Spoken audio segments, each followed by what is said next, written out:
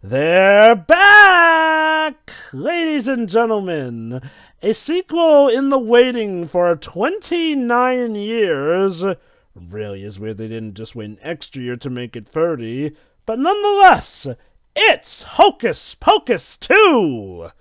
Now, believe it or not, a Hocus Pocus sequel has been something that's been in the cards for quite some time, actually.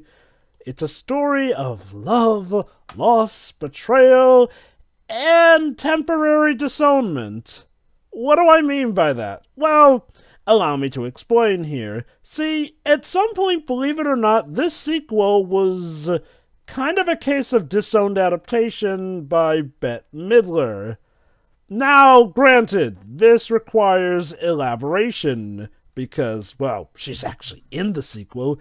See, believe it or not, originally, the sequel to Hocus Pocus was going to be a Disney Channel original movie. As you can imagine, this is before Disney Plus was a thing. Bette Midler did not exactly take the thought well, especially when it was kind of insinuated that, in typical Disney Channel fashion, they probably would have done recasting for it, because, look, as much as I do love the Disney Channel, there was unfortunately a time when they were clearly going pretty cheap with their movies, unfortunately. I know we make fun of them, but the High School Musical movies, at least the first two, because the third one actually did get a theatrical release, those ones are kind of incredible with the work they did despite being on a Disney Channel budget. Again, God bless Kenny Ortega, the director of the original Hocus Pocus, for that. But no, see, Bette Midler pretty much said that a Disney Channel sequel would wind up looking and feeling very cheap, and that recasting the Sanderson sisters was a bad idea. But, it's not too bad because they scrapped the idea of it being a Disney Channel original movie sequel. No, instead, at some point, the project was announced to be a reboot, which in some cases kind of made it worse for some people. But this and that happened, and finally, the actual proper sequel was announced for Disney Plus in 2019. And best of all, it would bring back the iconic trio of Sarah Jessica Parker, Kathy Najimy, and of course Bette Midler, along with Doug Jones. However, if you were expecting this to be one of these big ensemble reunions or whatnot, unfortunately, those four are the only main actors, not counting archival footage from the original. Now, okay, to be fair, Flora Birch was supposed to reprise her role as Danny. However, due to scheduling conflicts with Netflix's Wednesday Addams, a spin-off out here and there, she unfortunately was not able to show up in it, which is ironic because she ended up having to leave Netflix's Wednesday as well due to other scheduling conflicts. Yikes. Larry Bagby, who played the bully Ice, was also intending to reprise his role for the sequel. However, he was never contacted to audition for some reason. Kind of a shame there. As for everyone else, well, as far as I can see, Omri Katz is more or less retired from acting, so I can get why they didn't really rouse him back here and there. And, if you can't get Max back, I can get why they didn't bring Allison back, and so on and so forth. Charles Rocket, sadly, was dead by this point. God rest his soul. So, this is what they had to work with. The good news, though, this movie essentially pulls what 102 Dalmatians did, where really the only returning actor was that of Glenn Close and the guy who played Cruella's butler in it. What they did with 102 Dalmatians, as you'll recall, was that they doubled down on having Glenn Close, well, hamming up as Cruella de Vil. And the same goes for this movie, where they definitely drop a lot more focus on the lives of our three witches in this movie. Now, needless to say, anticipation was pretty high. However, the actual result was higher than anyone could possibly imagine. As you recall, the first movie was a bit of a box office bomb. Again, shooting a Halloween movie and releasing it in July probably didn't help. So conversely, Hocus Pocus 2 has been officially announced by Disney to be their biggest premiere, period. Now keep that in mind. With all the MCU shows, with all the Star Wars shows, with all the very, very big events they've had with Disney Plus, this is the biggest premiere that they've had to date. Domestically speaking, but all the same, still, the US is their biggest film market here. The power of a cult classic. Yeah, like a cult classic and then some. So, was this movie worth the wait? Let's have a look. Assuming you're watching this on Disney Plus, since, well, yeah, that's the most convenient way to watch this, start at the Disney Plus logo. God help us if eventually they release a DVD or Blu-ray version of this that doesn't have the Disney Plus logo. Alright then, everyone at the start? Yeah. Mm-hmm. Alright, here we go in 3, 2, 1, click. See, Pedro does start right. Yeah. Okay. It's okay, short, genuine question. Who here has seen this before, or are we all going in fresh? I've seen it before. Week.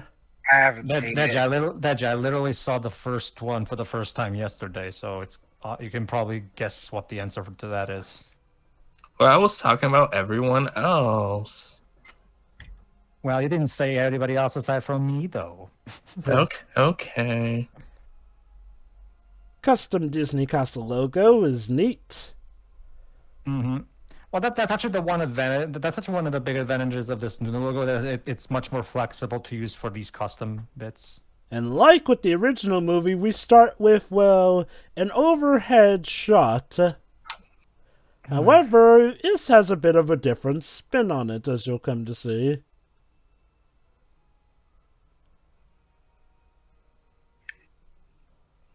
So our movie begins once again in ye old Salem.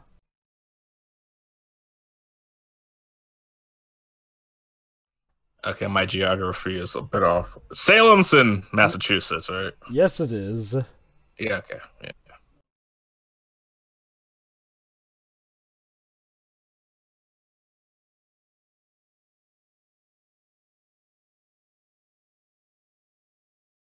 Gee, I wonder who this is.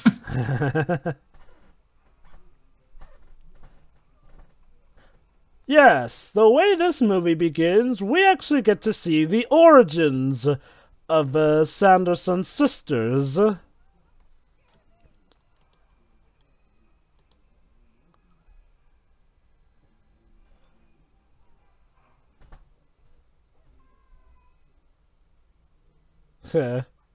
Blessed birthday day.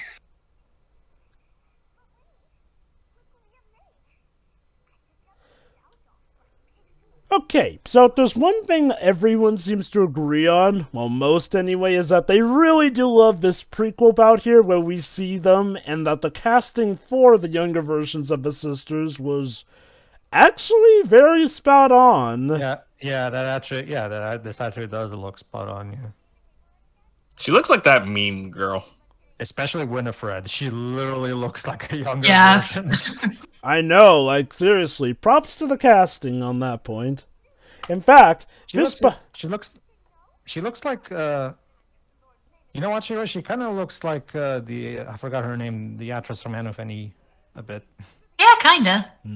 In fact, believe it or not, this part of the movie is so popular that a lot of people have actually applied for us to possibly get a spin-off series of the Sanderson sisters in their younger years. I mean, considering Bette Midler is not exactly getting any younger, that might be the most viable solution to continuing the franchise, possibly. I mean, think of this movie as like the one final hurrah to the OG cast, maybe. Yeah, about that. We will address that much, much, much later.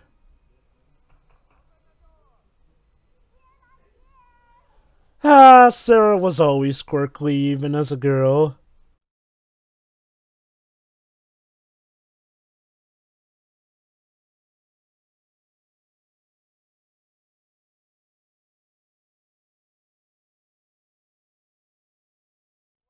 So here's the Reverend Townsend of the Salem, played by Tony Hale. Oh, okay. We're totally. Well, at least they're owning up to the fact that it's the Middle Ages, I guess. Yep.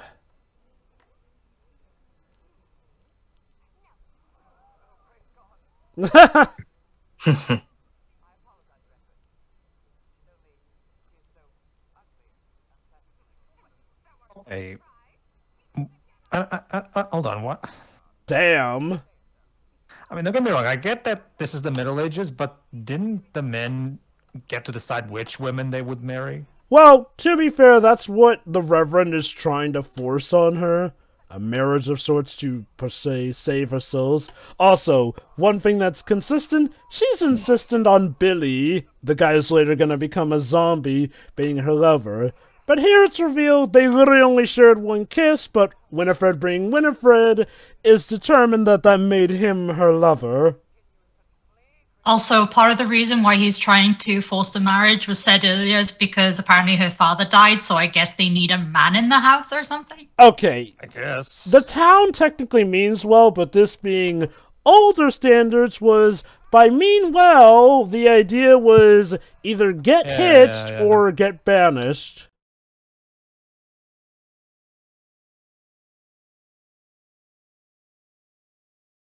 I mean, I'm at the very least giving kudos for the movie for not trying to, you know, for not trying to sugarcoat this, you know.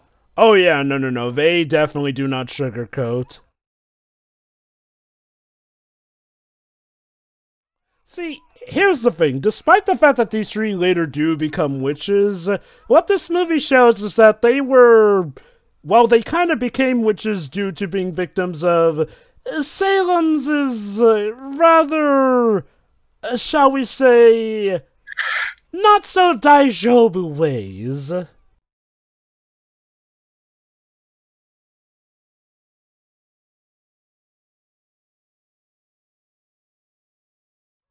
Well, do you have a better idea, Sarah? Yeah, that's why it's called the forbidden.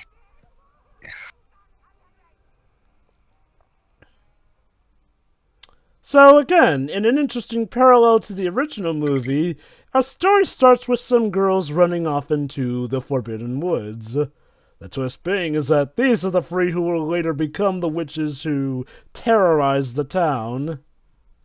So it's an act of revenge. Oh yes, very much so.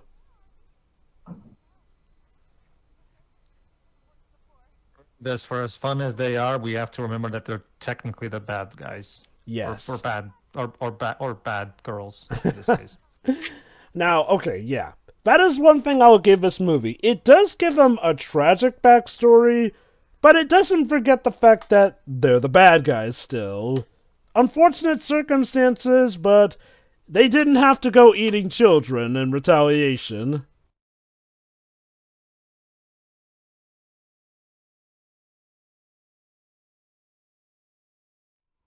Hello, we are your hunters. We like snapping twigs.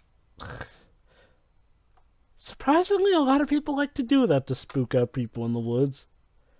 And yes, here's the origin of that song used to lure children. Kind of ironic, because Sarah's later the one who perfects it, yet she was the first to get lured by it as a kid. I guess the other two are just a little too old to be.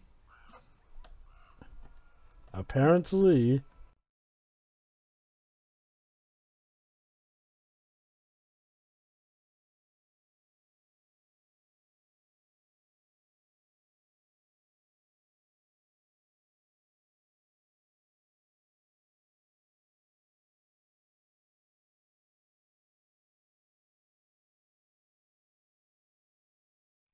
I recognize this actress. Yeah, I was gonna say that voice is familiar. Mm-hmm. This is... Hannah Waddingham? Yes, Hannah Waddingham. She's in stuff like Ted Lasso. Oh. Her. Okay. She was in Brookside. Ha! Ironic. episode. That's funny. Winifred insists that she doesn't have a temper.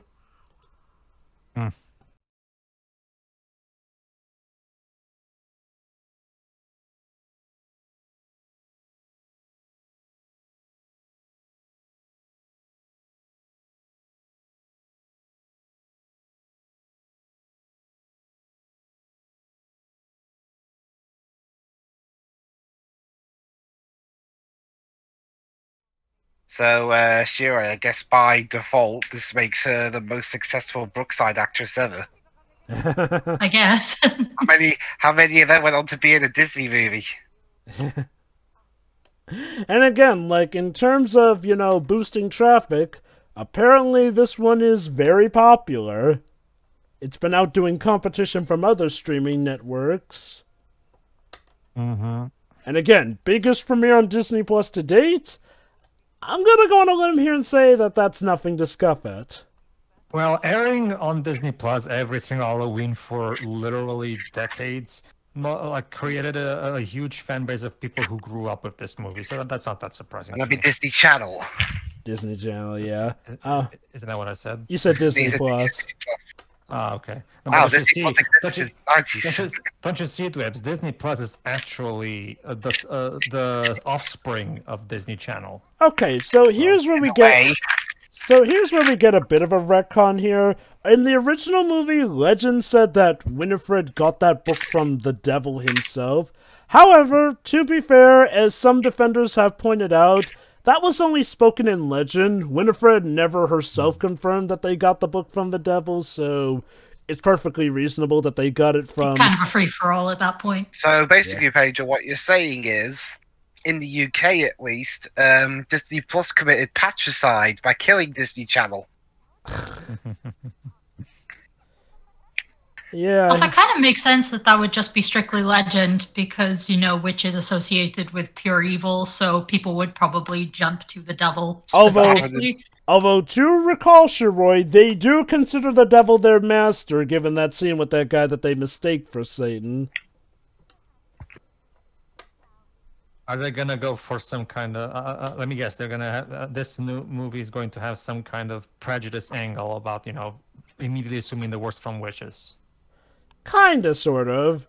I mean, and to be makes fair, the Sanderson sisters have kind of earned that since they literally did eat children. Definitely. Yeah, they're pretty fucking evil. And in fact, we're about to see where their start of darkness really began. With their first to try to spell, they went with good old arson. I mean, I know we've talked about this, but it bears repeating. Winifred literally sucked a boy off dry. So. Oh man, is this where our commentary is going to delve into again? It started. You can't have that scene show up in one that's supposed to be a kids movie that you'd expect me to ignore it. Okay. So to this movie's credit, while it maybe lessens a bit on the darkness, this movie still has teeth. Again, our charming trio literally commits arson. That's a good start. And they did do that thing with the Middle Ages. So I mean, it's not like I'm not. It's not quite to the same extent as the opening of the previous movie, not really, but it doesn't necessarily have to. Hocus Pocus 2. Dang, 12 minutes in. And now let us go to the present day.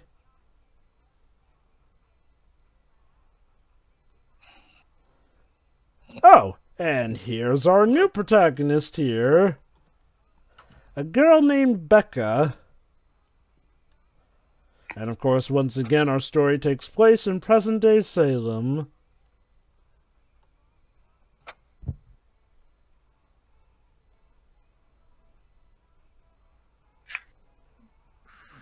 So she's played by Whitney Peake, who before this was in stuff like Molly's Game, Chilling Adventures of Sabrina, and Legends of Tomorrow, amongst others. I'll give him credit. Despite the fact that she is 18, she does actually look old enough to be, young enough to be going to high school. In fact, her friend here, Izzy, is played by a 20-year-old, and yet they still do look their age for school. They do that a lot. Yeah, Dawson casting.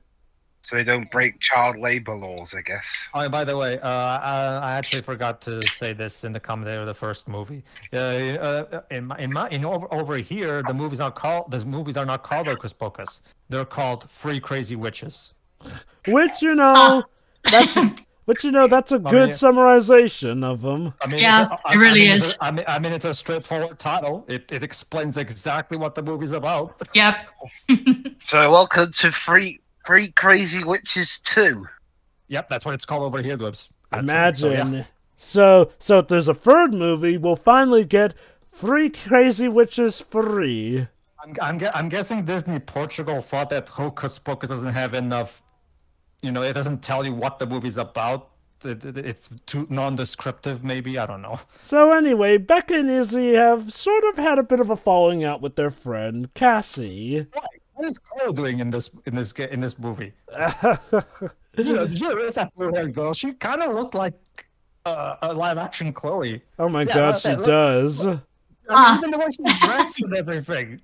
You didn't tell me, Joey. You didn't tell me this was secretly the pilot to the Life is Strange live-action series. Given what happens in this story, it would not be too out of place in the Life is Strange universe. Okay, here's the jock who hits on all the girls, I'm guessing. Actually, no, he's Cassie's boyfriend. Oh. Okay, so here's the weird thing about the movie. They definitely try to portray him as a bully, but he doesn't really come off as a bully. In fact, he's kind of just dumb.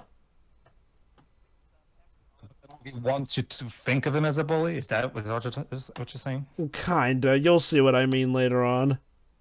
I'm guessing maybe they wanted to avoid the 90s bully cliche from the first movie. Yeah, that is one thing about this movie. It does feel like it goes out of its way to just be a complete repeat of the original.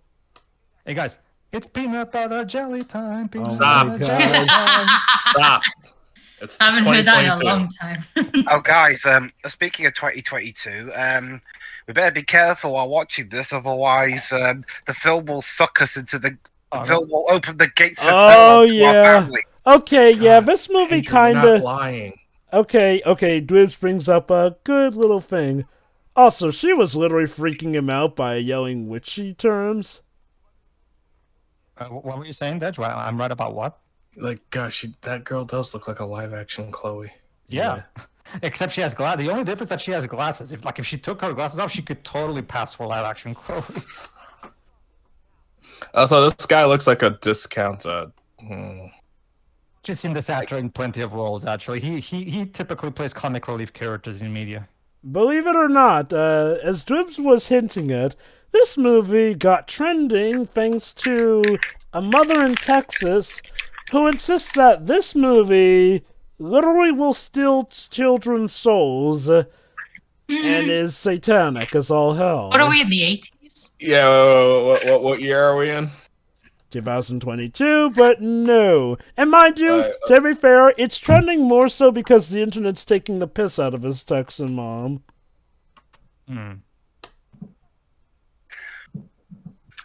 I am sure the vast majority of moms from Texas are loved, but yeah. Again, no, I'm sorry. Really? You're gonna call Hocus Pocus 2 evil and Bette Midler the agent of Satan?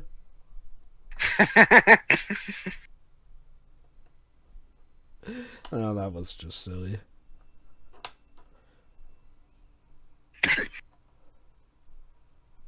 So this is unrealistic high school. You're not supposed to be in the halls casually walking before the bell rings. Well, maybe high school's changed since you've last been there. No, it's not. To be fair, they started walking after the bell rang. As for why the others were in the hall, remember, they were sent to see the principal. Also, yes, in a bit of a cheeky move, they have the mayor, once again played by Tony Hale, same as the Reverend Townsend from the start of the movie.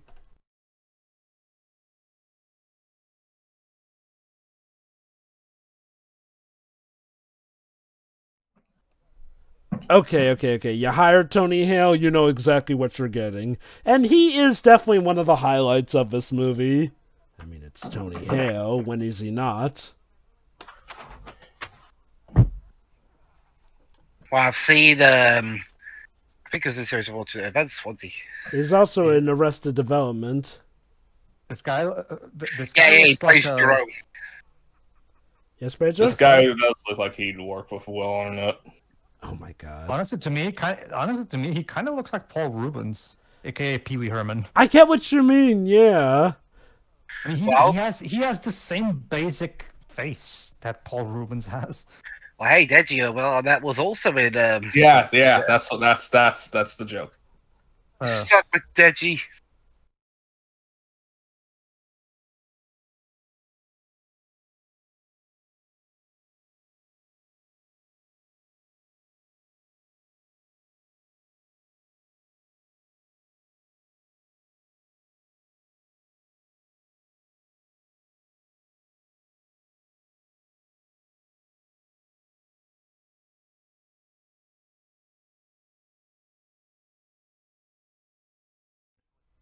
So, in terms of the crew involved in this movie, we got a different director, Anne Fletcher, who I will sell her filmography after I've counted Shurian, and the returning John Debney as composer.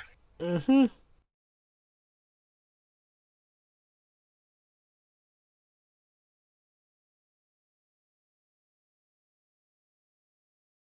You know how I mentioned that the producer of this movie is the director for Disenchanted 2020?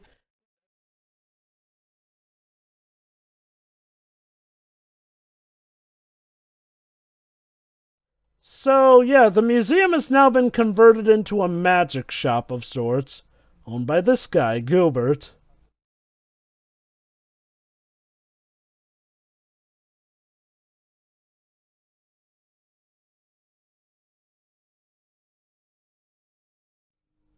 Alright, Anne Fletcher. Her previous films include Step Up, 27 Dresses, and before this, a film called Dumpling. She's also a choreographer in a lot of movies, including the 1994 Flintstones movie. Also, use footage from the first movie. Among other things, Catwoman and Scooby-Doo 2 Monsters Unleashed. Oh, nice. Love that movie. And also Hairspray. I noticed you were about to ask me about it, about my comment, Jova. Basically, there was a controversy in the 90s where Paul Rubens was caught jacking off sorry.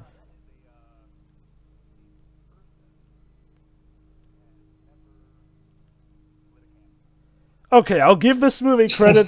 They handled the version thing way better than the original did. They should have just said that's a person who is pure. Yeah, definitely. Thank you. Well, to be fair, lit a candle is a euphemism for, and all So does that. that guy? We're all adults here, Jova. Sorry. So is that guy the boyfriend always with a shit-eating grin on his face? What, the black guy? No. That guy that you said that the movie wants us to think as a bully. Isn't that the one that's right there in the back? No. Different guy. Oh, okay, never mind. Well, it's just because, when we saw him in the classroom, he had this big shit-eating grin on his face, so I'm wondering if he's always like that. He has Lon Matrix syndrome.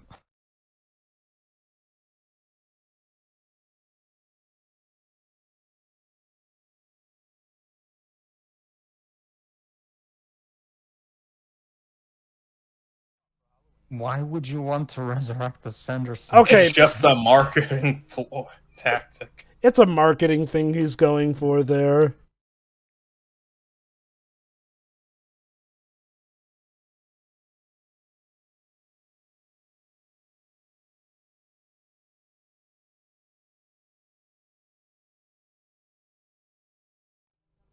Yeah, I watched Sabrina the Teenage Witch. So did I. I've watched bits of that. I need to watch that show in full. It seemed interesting. Live action or cartoon? Live action. I did not know there was a cartoon. Yeah, it was on WB. What's this? And it had Melissa Joan Hart's sister play Sabrina while she played D-Mance. There were actually 2 cartoons, a 2D one, which is probably the one you're talking about. There was also a CG one in the other 2. What? In 2013, but Ashley Tisdale was Sabrina. Was it? It's not good. Oh, no. It's not. I can tell you that it's not. First of all, the animation looks hideous, and it's not. The writing is not exactly great. Thanks, Moonscope. You really did peak with Code Lyoko, huh?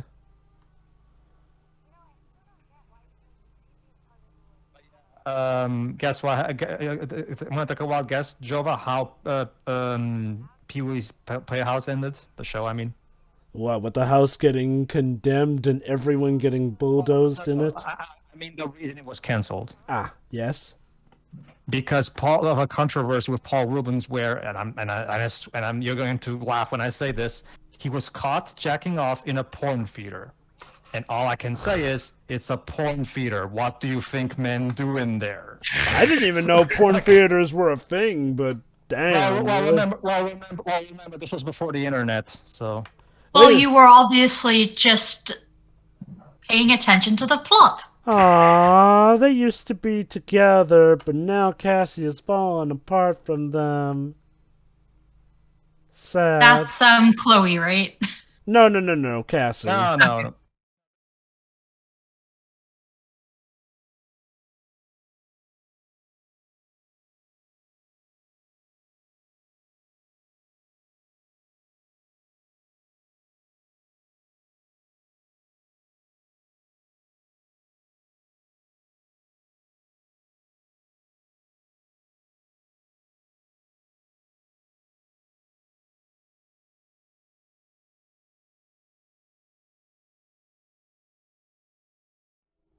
Yeah, so they're about to make a ritual to summon them, aren't they?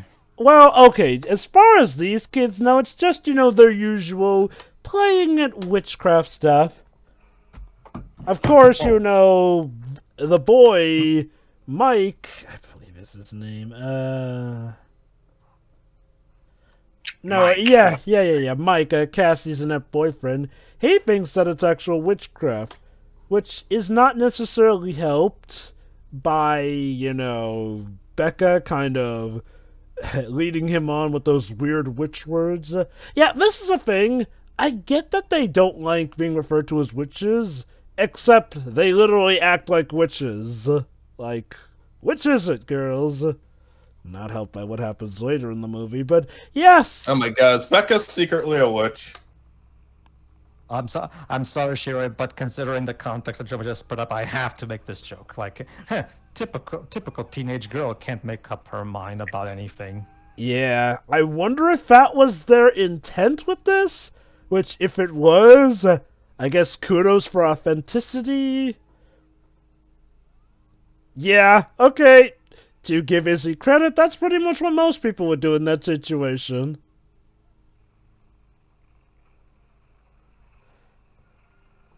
So, yeah, needless to say, it doesn't take too long for the movie to bring back, let's be honest, the main reason you came here for this movie. Yeah. Also, those cracks form the red tree from Deadly Premonition.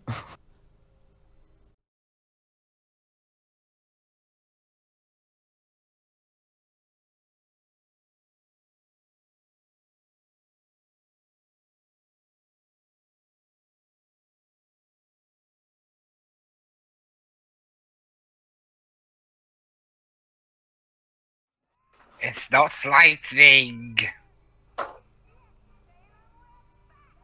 With a bit of a new costume upgrade, I see. Yes, we managed to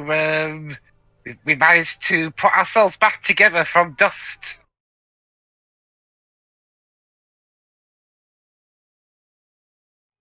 Oh no, Beth Midler. I have to reference that every time. Sorry. Oh. And why does one of these witches look like she's been stomped on her face multiple times? And why does one of these witches look like that girl from Sex and the City? Well, I already made the Sarah Jessica Parker joke before. But yeah, sure. If you want to go for the nicer joke, sure.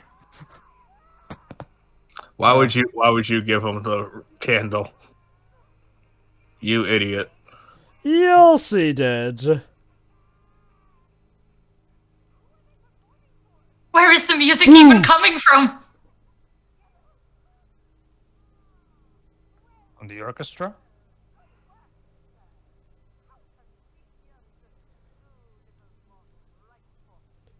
So yeah, no. Oh boy, this time we get to suck little teenage girls dry for a change. Boys. I mean, they did suck a little girl first. Yeah, it's true. They did suck the little girl first. Oh, the book's awake.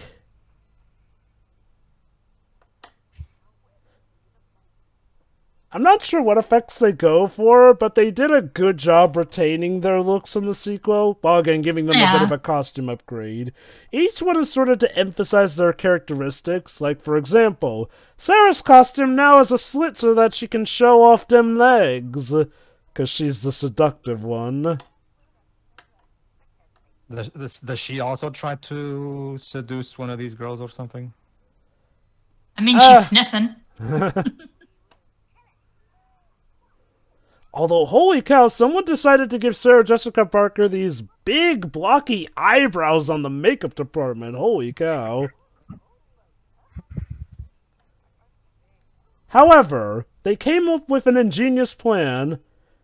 Essentially, they're claiming that they're witches themselves, and they're actually 40. Such fake. You know, the ironic thing, though, is that they're actually not teenagers playing them. They are actually adults playing them, so... Yeah. Again, I'll give them credit. Wait. They look young enough. Wait, how old are the actresses? Izzy over there is early 20s. Okay, Izzy over there is 20. Becca's actress is 18. So they're technically adults, but I'll give them credit. They look young enough for the part. Sure. Well, at least it's not like most of these cases where the characters look what's supposed to be in high school, but they look like they're in their early 20s. I know, right? Which is funny. Izzy literally is in her 20s, but no, she actually does look like a high schooler. Oh, what a shame. Now they literally sell children's souls. Well, this makes it easier. Yeah, but you gotta admit, for them, part of the fun was the hunt. This also reminds me of another I Am Weasel episode, which was a vampire thing. And like, oh my god, vampires, they've come to suck our blood. Nonsense. That's just an old wives' tale. I prefer linking canned, low-fat canned blood. Oh, here we go. Hey, ladies and gentlemen, this movie is to Walgreens what Power Rangers was to Krispy Kremes. Oh boy. Oh, yes. I said it before and I'll say it again. If you're gonna do product placement, fucking own it and fucking turn it into a big, glorious joke. Let's see. And Let me know when we actually do that movie, because I want to buy Krispy Kreme before we do that. Okay. I'm gonna do that too.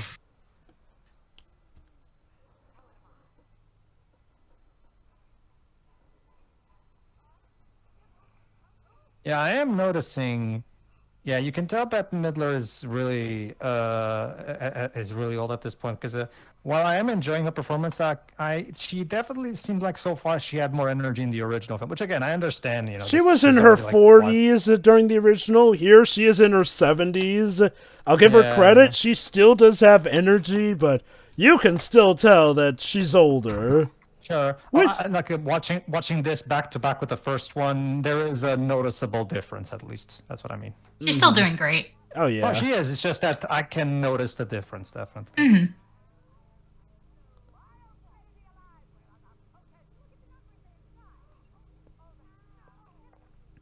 Mm-hmm. Hey, well, you know, they are literally showing you the entire way that Walgreens works. They brought back the iconic walk.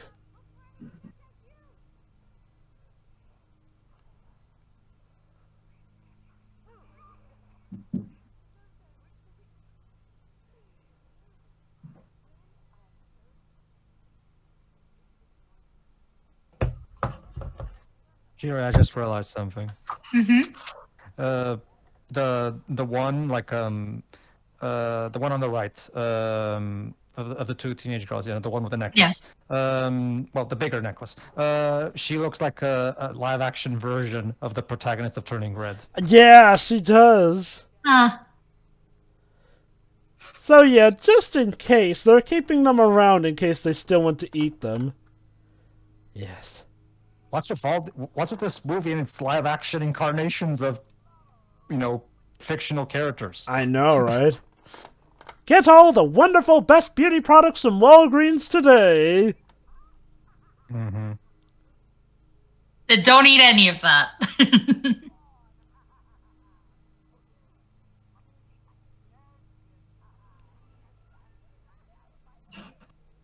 So that's a newborn to them. Interesting. Yes.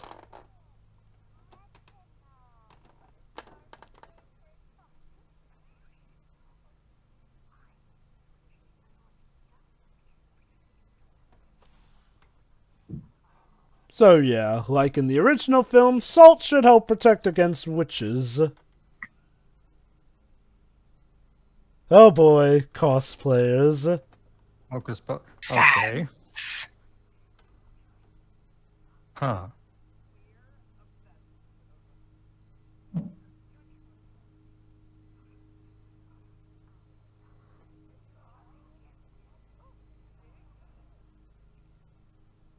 I'm guessing this is meant to be something like Yeah, it's amazing how Sarah Jessica Parker They can adjusted do it really now. quickly to not knowing what a photo is. Yeah. Yeah, I guess that's true.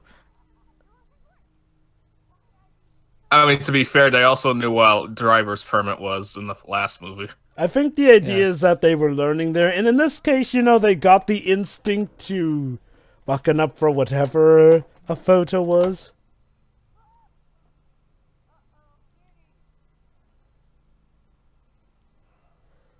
It's not what you think!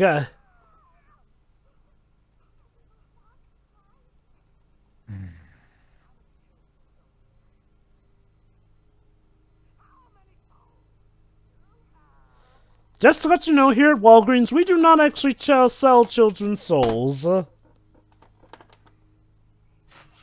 least That not we in the know front of the store.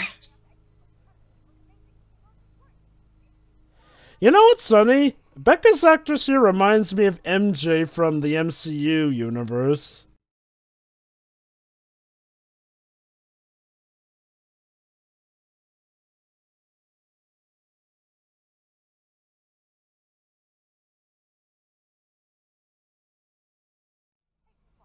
I mean, we said salt.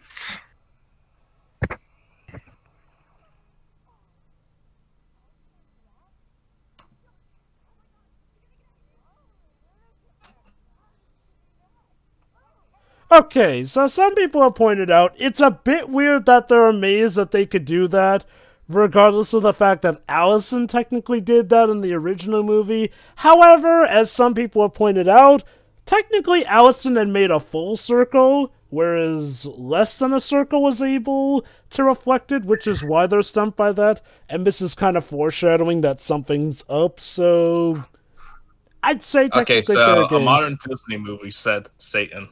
Yes. To be fair, that's not the first time. And of course, that's why it takes him. I I love this bit. So yeah, as you'll recall, they have to improvise with brooms. So Sarah got a Swiffer mop style, whereas Mary got Roombas. Roombas Do are Roombas clean? Yes, they're essentially modern-day vacuum cleaners, but they operate on an AI, so technically this works. Also, I do like how Mary used 90s lingo with cowabunga, because the last time they got someone was in the 90s, so they may have picked up some of that lingo.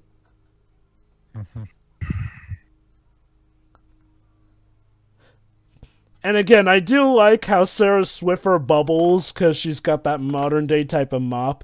Again, a bit of a reference to the fact that she had to use a mop in the first movie as well.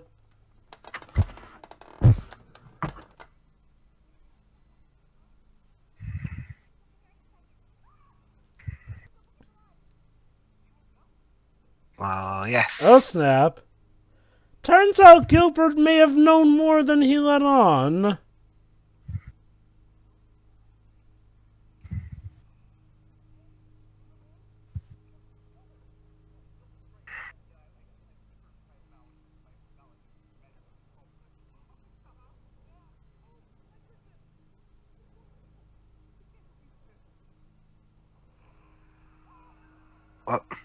Oops. Remember, opening the book lets them come. It's like finding the Chaos Emeralds in Sonic X. I don't remember either Sonic or Eggman or any of their compatriots getting this hyper over finding a Chaos Emerald. Well, you haven't played the Winter Olympics game now, have you? Played the London Olympics one. No, the Winter Olympics. I think that's the closest one I've played. So yeah, Gilbert kind of tricked the girls into lighting the candle, essentially. His belief is that the Sanderson sisters, while they were evil, they were only evil because of, well, the role Salem forced them to play, and all that. He's a fanboy. Exactly.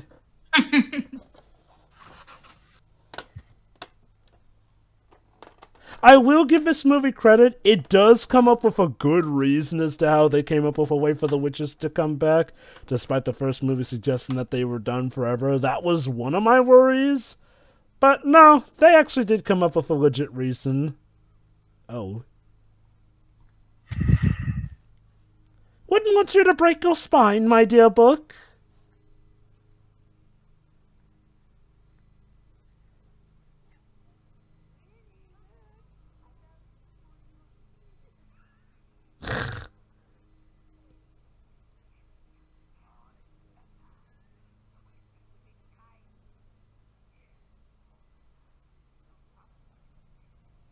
But they're right there.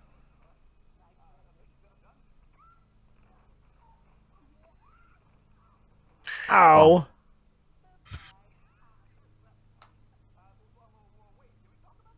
No. I mean, at least he asked.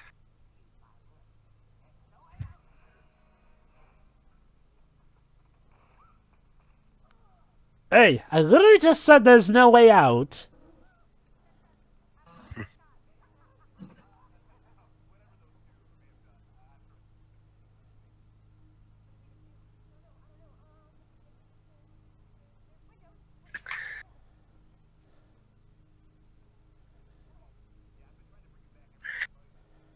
Oh?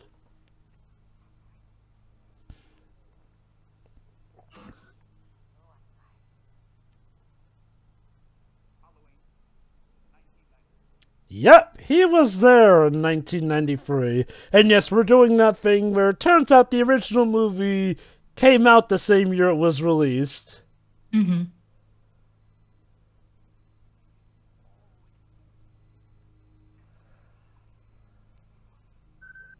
But then you disappeared. Exploded. And then you exploded. I love... That was kind of weird.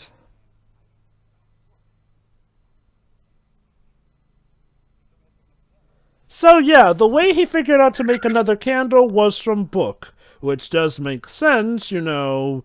The book was the one where, you know, they made the curse from, so it makes sense that it would have lessons on how to make another candle. And let's remember, it couldn't be destroyed.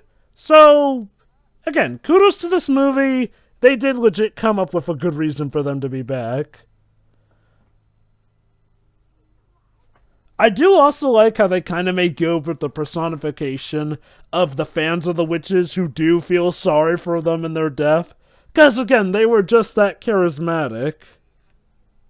And, to this movie's credit, it does flesh them out a bit more.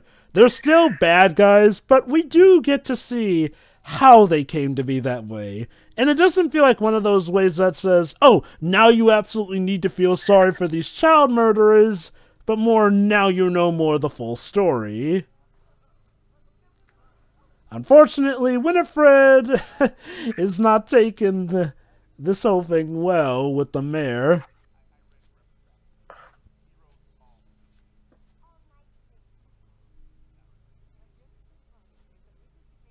Well, did you see the Sex and the City movies?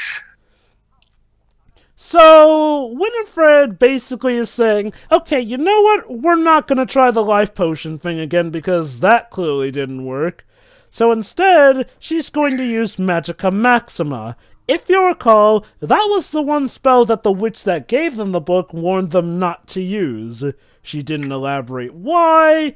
It's just that that's a big forbidden spell that, mind you, even witches are against. Keep in mind, witches are okay with child murder, so if this spell is a no-no among witches, that means it's some serious bad juju we're getting into.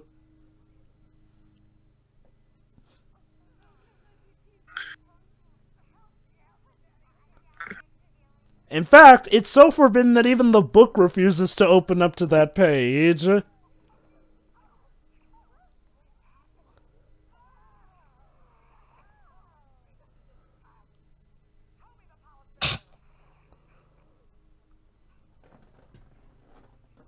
Right, fine. Again, I'll give this movie credit. They could have easily have just gone for, oh, the witches are back, we're gonna try the life potion thing again. But no, Winifred's like, that clearly didn't work, so let's try something different.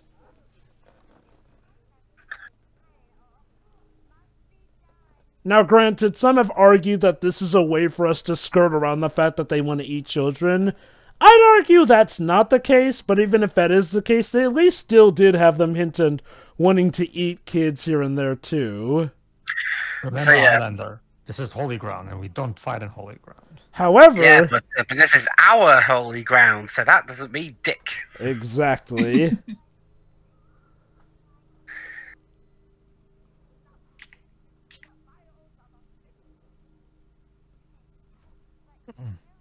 You had one kiss. Oh my god, Winifred. That ego of yours is gonna be your undoing. In fact, it was your undoing last time.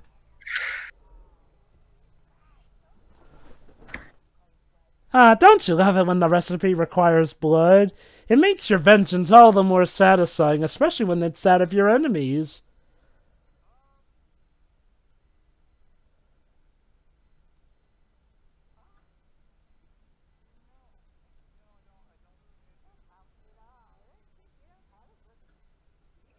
Oh snap! And yeah, to this movie's credit, these witches are still very kill-happy, so if you don't get with the program, they will murder you. Cat.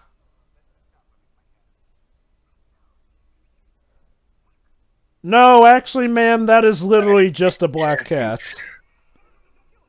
Don't kill the cat, damn it, Hino! We have to keep you out of the writing studio. She becomes possessed by Hino.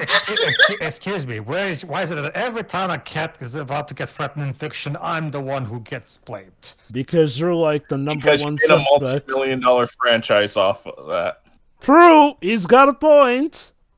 So wait a second. I like to see how you would do if a pet you really wanted got killed in front of you. But get over it. You don't have to take it out on other pets, my dude.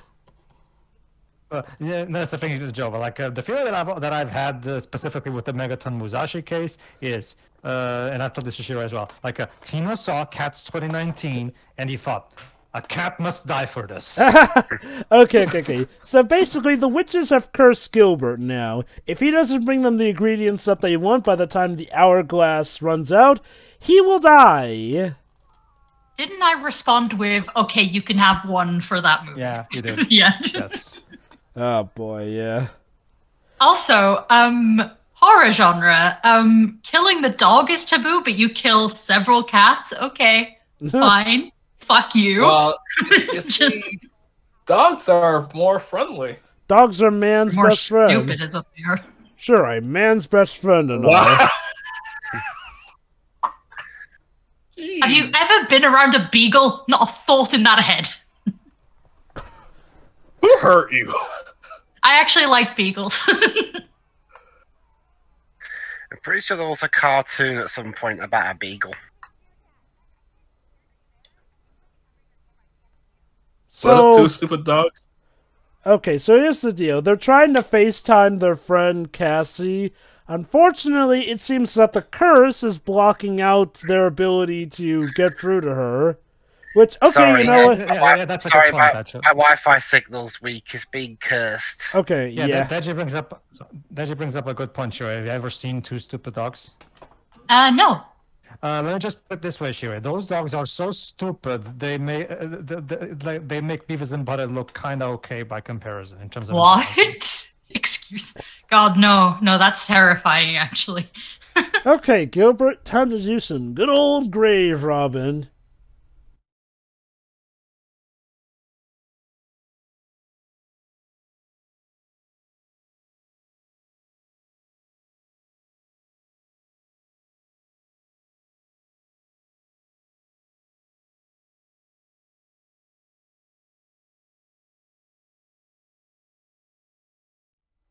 Dude, you woke me up.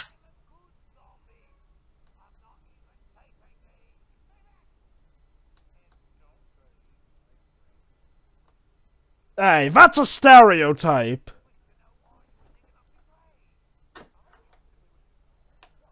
That's a stereotype, bro. I do like how they address the fact that Billy was technically never properly put back to sleep. He just went back to sleep in his own grave.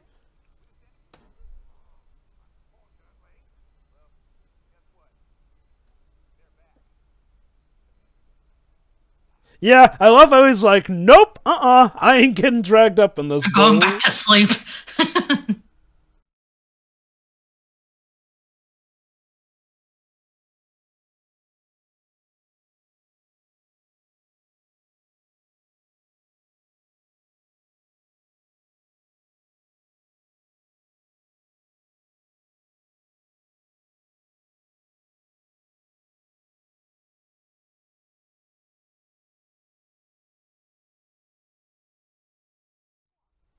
Also, yeah, the Jack Sparrowisms are ramped up to 10 with Billy in this movie. Also, poor Billy, he's had to live with the slander that he supposedly cheated on Winifred, when in reality, it was just one kiss. However, in order to try and get Billy to help him fulfill his obligation to the witches, Gilbert has opted to say that he's actually making a spell to kill the witches, and he promises Billy that if he helps him, he will set the record straight with the town that it was literally just one kiss. Also, yeah, Mary's broomies, as she calls them, the Roombas, follow her around. Believe it or not, these will actually play an important part into the film later. So I'll give them credit, they didn't just give her Roombas cause trendy and all that.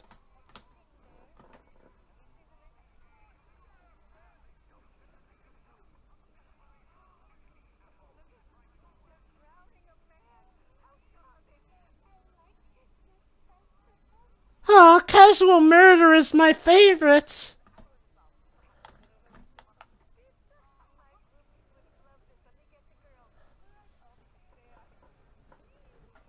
I love how they made, of all things, the Roombas a bunch of characters as well. Like, kudos on that.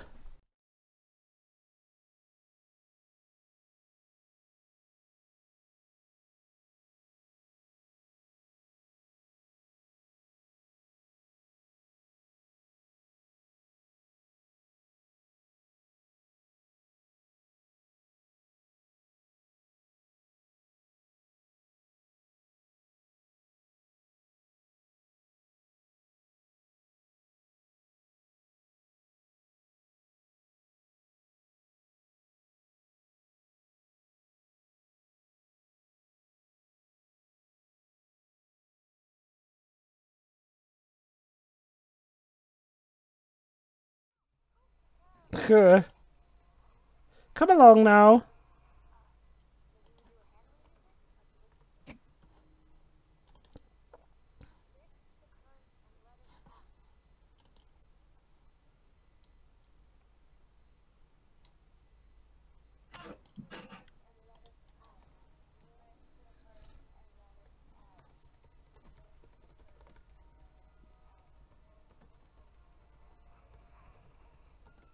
That's exactly what they're doing.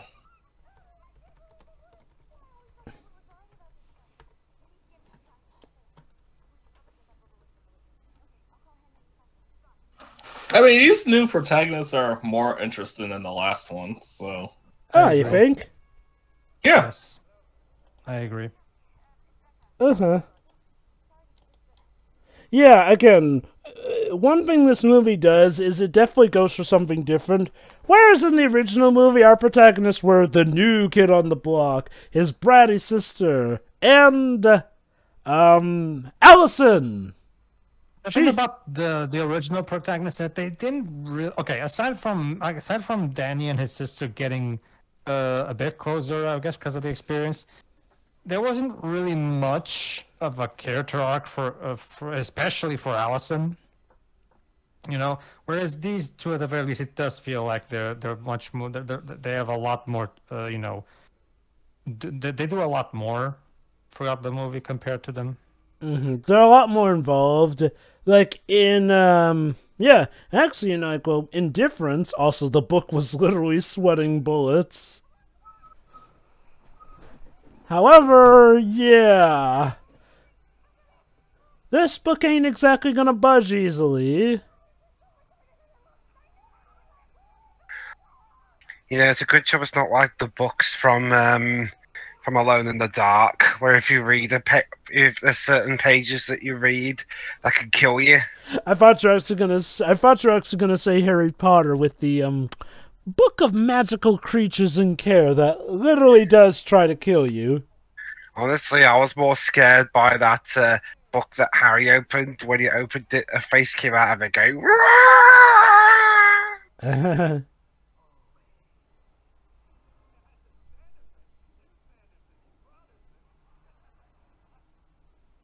Well, I mean, they are very theatrical. Mm-hmm. Speaking of theatrical... For a second there, I thought that was Matt Lucas.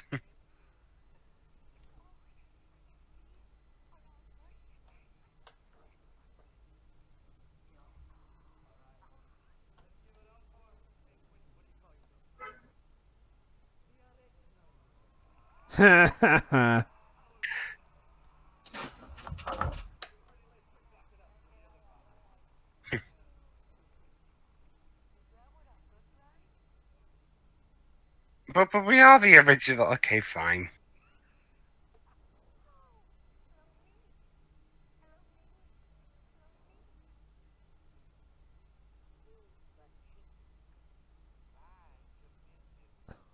Hey, drag queens, that's progressive. Ever watched Amphibia? I haven't yet, actually. I have not gone around Yeah, to well, that. one of the major characters in season 3 is voiced by a drag queen. Yeah, Huh, neat.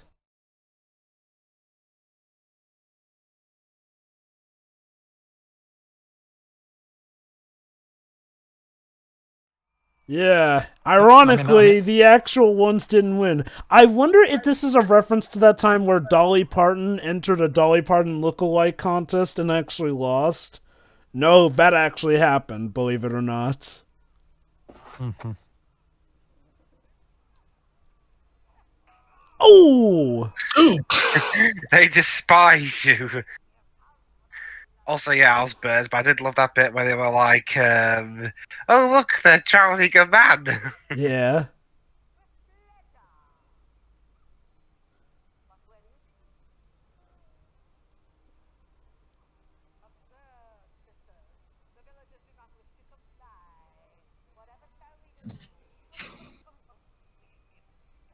Yes, let's give them a spell, shall we? And you know what that means.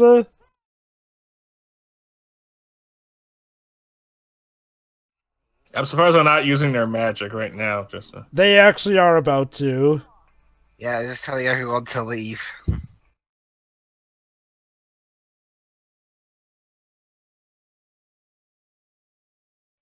Really? Remember, Dej, in the original movie, they also casted a spell by singing. Wasn't the song they sang original? Yes, this is an original song. No, this is a cover. Wait, this is a cover?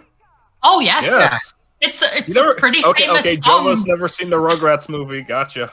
I have seen the Rugrats movie, but I saw that back when I was like 5 or something.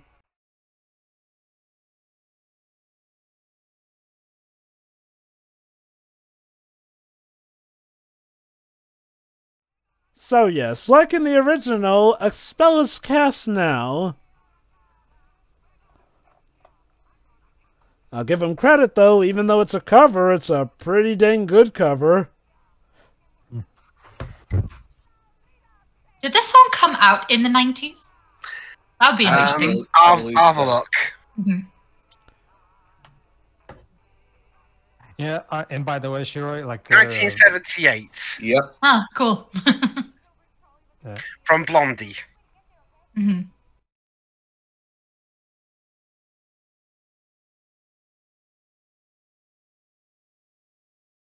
Aw, what a good father. Even though he's mean to his daughter, he still loves her. Well, okay, to be fair, she was having a party against, his wishes that, again, disobey, yeah. But, yeah. Here, to give you a basic idea, sure, the whole thing when you go into a payphone, and if you pick it up, there's a recording constantly saying, please deposit 25 cents. Oh, wait, this bit is weird. Hey, look, it's the original Hocus Pocus being watched by these two. Wait. So Hocus Pocus 1 exists in the universe of itself? Yes. Well, remember, How does that make any sense? This is like the Double Dragon Arcade being the Double Dragon. Hey, Pedro, let me finish. You also have to realize they're popular, so of course someone made a movie based off of them to profit off their likeliness. Deads just bring up a good point, seeing as how, as Gilbert does mention, there are legends of the Sanderson sisters coming back 29 years ago, which, the start of the original movie. Now, the main reason that this was put into the movie was as a homage to those two actors who played the Satan guy and his wife, as they sadly have passed away at this point. Mm-hmm. Also, considering they weren't in, that particular scene in that moment, it could have just been, any other movie, but to the audience, like we know. Possible.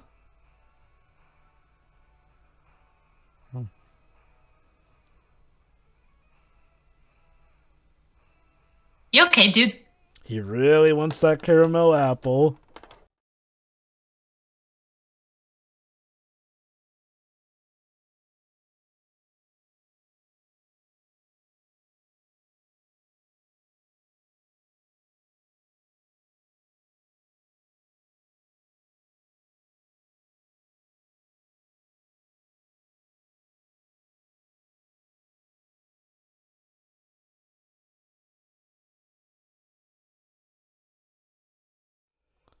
Basically, they told her father that she was having a party to get him away from the fair before the witches could come and get his blood. Unfortunately, Mike kind of led them to the house.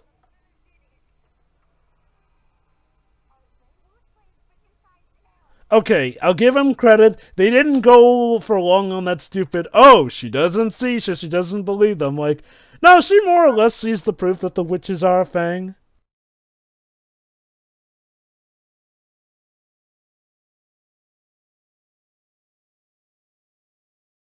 Trailer shot. Yep. This was literally in the trailer. Spread out. Not that way, Sarah. Although, kudos to Sarah Jessica Parker. She can apparently still do a split. Oh god, it's Siri.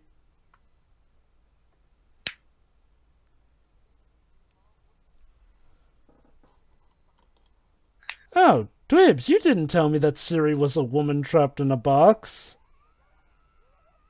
Oh, well, yeah, obviously. And you haven't... Yeah, by the way, Shuri has it in that box. She She can't hear us. She is trapped in the box. It's a bit too snug. I'd like to be let out, please. No. Sorry, Sarah. You are still paying your penance for when you mocked our men's football team in the York. You know, I know I'm basically a cat, but this isn't as fun as I thought. Well, just like a cat, you're going to stay there for a long, long time.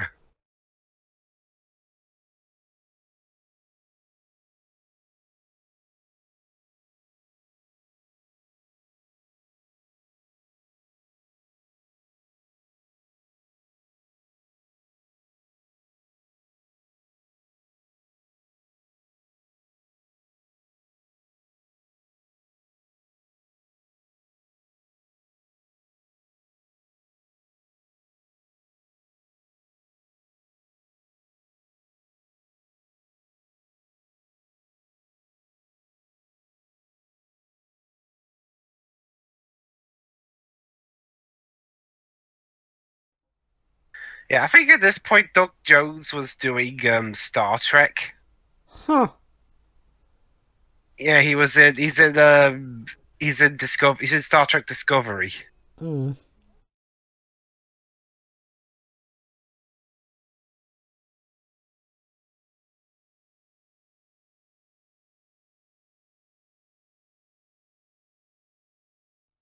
Oh, Edward really let herself go after Cowboy Bebop.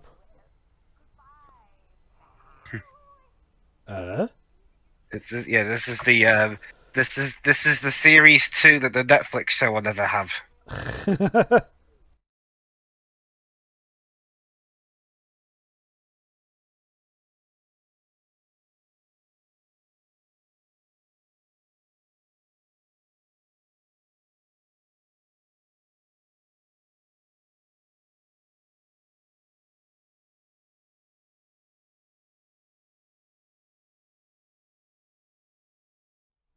I love how Becca's quick to call Winifred out on her hypocrisy.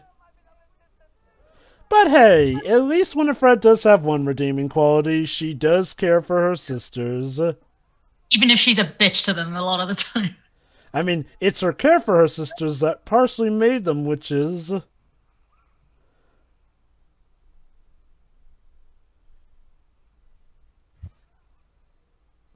Absolutely.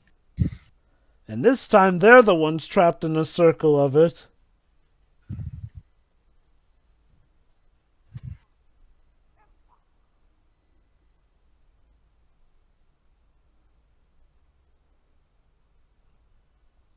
Yeah, we got 40 minutes left. How can they be trapped?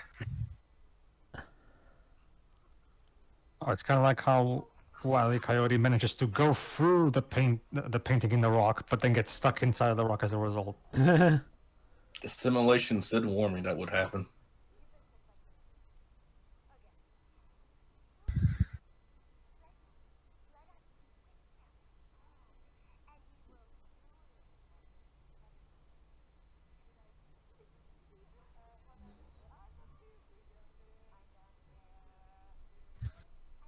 Wouldn't tell him the plan right in front of you. Yeah, see?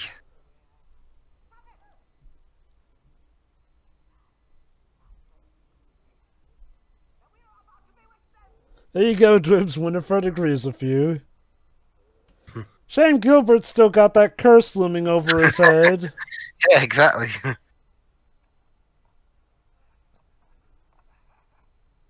Yeah, I mean, really, the only issue I got with this movie is the camera work. It's really flat.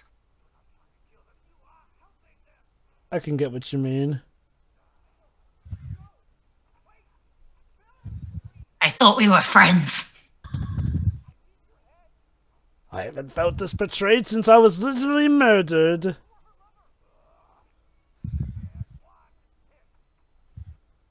Let me explain. By ripping your head off!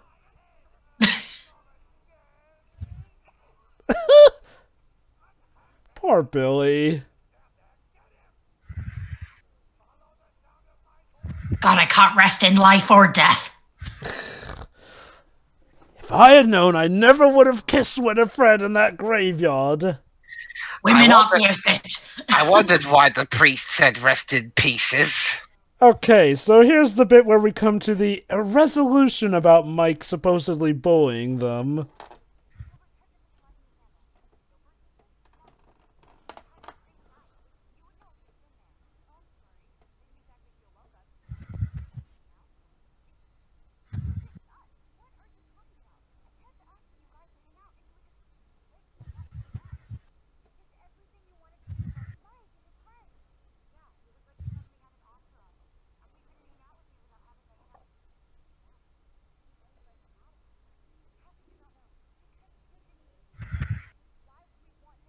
Wow, it's like people. A lot of conflicts would be resolved if you talk. Hold on, I want to hear this. And never mind the fact you literally spoke witchy words to him. Okay. Hold on, Jova, remind me. Wait, hold on. Exactly what?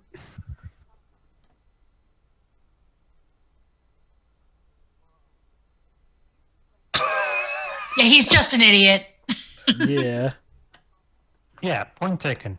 That being said, Jova, remind me, what exactly was the actual term that he used to describe them before then that really got them so riled up about this? That they're weird.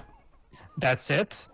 He just says, you guys are kind of weird, and that immediately counts as making fun of us, and oh my god, he's so horrible to us, and it's just like, what? That, and he called them witches, despite the fact that Becca was literally irking him with witchy sayings during that test. Like, yeah, this is one of the weaker points of the movie. The conflict amongst the teenagers is... okay, the characters weren't perfect in the original, but their conflicts at least had more interesting arcs here and there. Here, it's literally just a pure miscommunication bout. It makes them come across as incredibly thin-skinned. That like, too, yeah. And again, like I said, if that was the intent, because high schoolers and all that, well, points for authenticity, but I'm not quite sure if that was the intent. Yeah, I don't really... Go on. No, I don't really see this as intentional. The thin-skinnedness aspect, I seriously doubt that's what the movie's trying. It's not like okay, how about this, Jova? Let's give the movie the highest benefit of the doubt and say that yes, that's what the writers are going with. It's not like they do anything with the whole thin skin topic or anything. They just be like that, and that's it. In fact, we pretty much just reached the end of Mike's arc, but yes, Roy. Well, maybe that's their character flaw. Go on, Shuri. Before I answer Dibs, go on, Shuri. Yeah. To be fair to the movie a little bit, yeah, that whole thing is kind of weak, but also they didn't make a big deal out of it. Like, they've hardly and I'm talking about the guys specifically, not the friendship between the three girls specifically, because, like, you know, we see him call him weird, and they just kind of, like, tease him back, and then, you know, they ignore basically that whole thing. It just seems a bit petty in terms of how the characters, like, you know, deal with all this. And they do mostly just ignore it, you know? And to his credit, as soon as he realizes that it was apparently bullying to them, he does apologize, and even does make amends to apologize to a lot of other people that he may have offended. No, you don't know what bullying means. Saying that you are doing something weird is not bullying. I do wonder if it was... They didn't actually use the word bullying. They said making fun of them, which I feel like is a little different. I think... they've never called him a bully in this movie. I think the problem is that the movie treats him a bit like a bully. Oh, yeah, no, that's fair. So, evil Roombas. Yes, like I mentioned, remember, Mary has possessed those to be her brooms. And since they're Roombas, they can actually take care of the salt. See? Those are the Roombas would have a point. And like I mentioned, the Roombas actually accomplish a bit as characters in their own right. The Roombas are a plot point. But yes, Pedro. To answer Dwibs, there's a difference between a character flaw and oversight on part of the writer's Dwibs. This doesn't feel like a natural character flaw because the writers don't use that character flaw as part of a larger arc. It's just in there awkwardly and doesn't really get resolved in any kind of... Well, all the times you and I have discussed it over the years, honestly, I feel the line's been kind of blurred at this point. Not really. It's just a matter of how you write it. Not really. And look, not really a blurred line there. Sorry. Well, did you notice that? Becca had some weird blue energy come from her hands there for a bit. Is she a Sith? Yes. Yeah, nope. It really hasn't been that boy's night. I can't have shit in It this hasn't town. been anybody's night. Except the witches. Welcome to Hocus Pocus, where...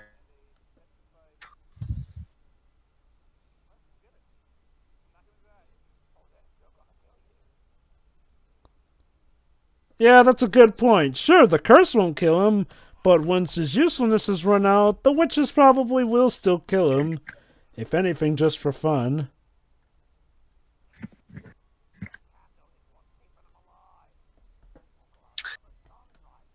Hey, Jack Sparrow here. Why did you just tell them like they're gonna kill you, even if you? Well, to be fair, he just told the head. Thankfully, the witches didn't hear about his plan to kill them. All the same, it wouldn't work.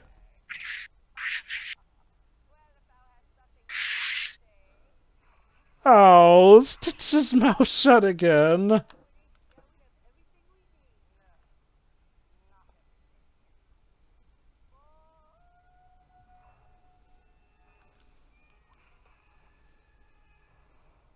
I hope that book didn't hurt anyone on the way there.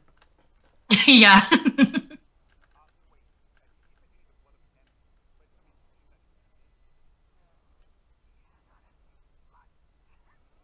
Ooh.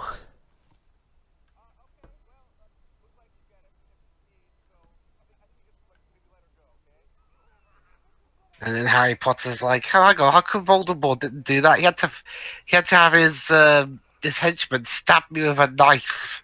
I get the feeling Voldemort was feeling a bit extra vindictive that day.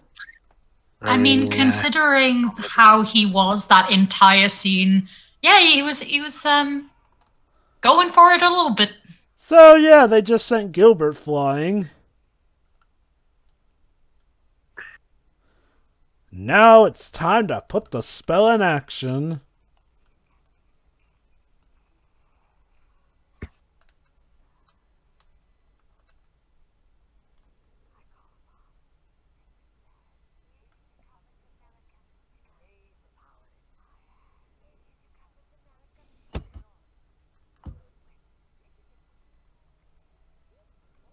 I'm just expecting them to say "ibbity bobbity boo."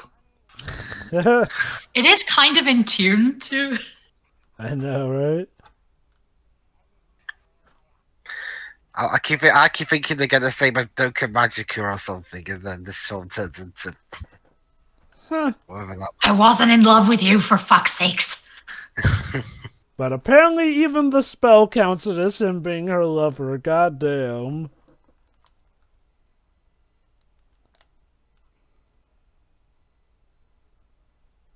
Okay, so here's what you do. Izzy, use your powers from turning red, and Becca, use these powers that you now have. And remember, you must scream unlimited power before you zap him. You're a witch, Becca.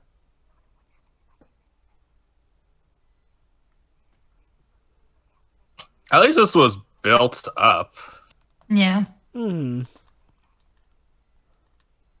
Again. Also, probably implies that there are more modern witches out there, probably. Yep.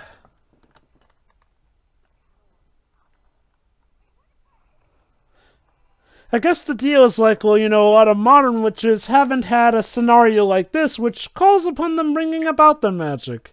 That, or they're very good at hiding it.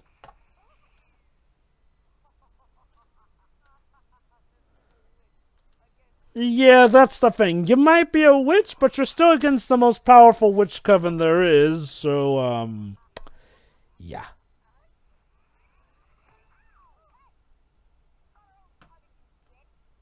Okay, I'm pretty sure I know what they wanted to say with that, but they wanted to keep it PG. I mean, they could have said it. They've already, you know, slit someone's throat. Sure, yeah. Not completely fatal, but they could just drop the B word and, you know, run with it. I'm almost surprised they didn't, but uh-oh. Suddenly, Sarah can also throw lightning, which used to be something only Winifred could do.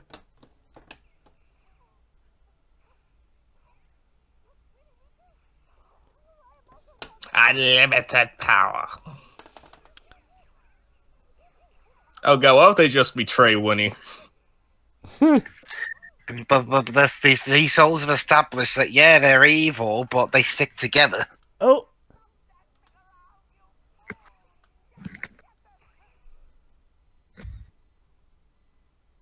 Oh, snap.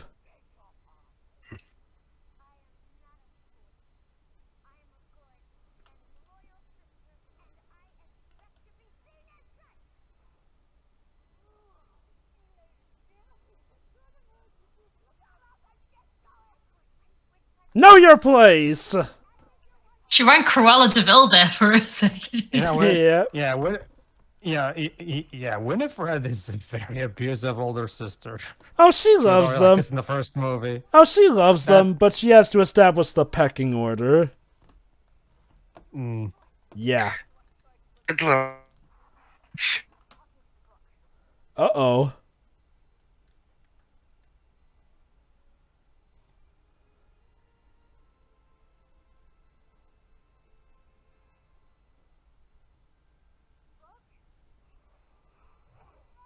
Yeah, actually, no, well, this other girl's better and more kind. So Betrayed by a book. Damn. Wow, you really are a loser. Even the book doesn't want to be associated with you.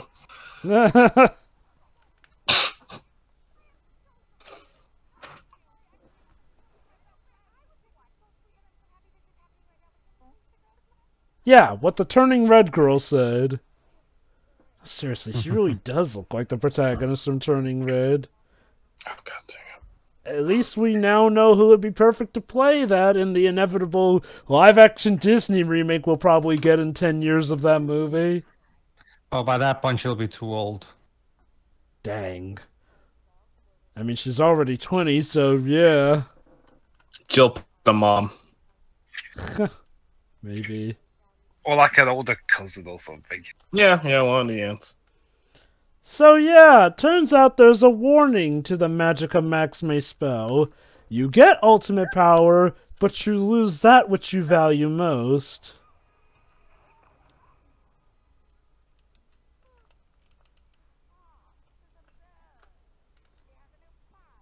Oh my god, now she has the powers of Neo from the Matrix Resurrections.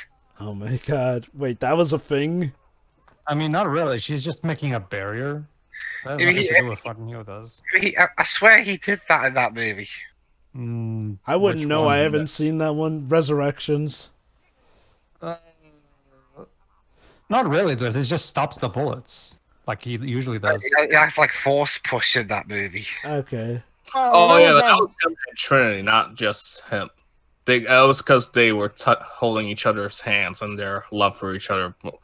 Look, I don't like that movie. But, it's funny you mention that, Dej, because by joining hands, these three are able to make a strong enough barrier, which means that these three are essentially a modern-day coven of their own.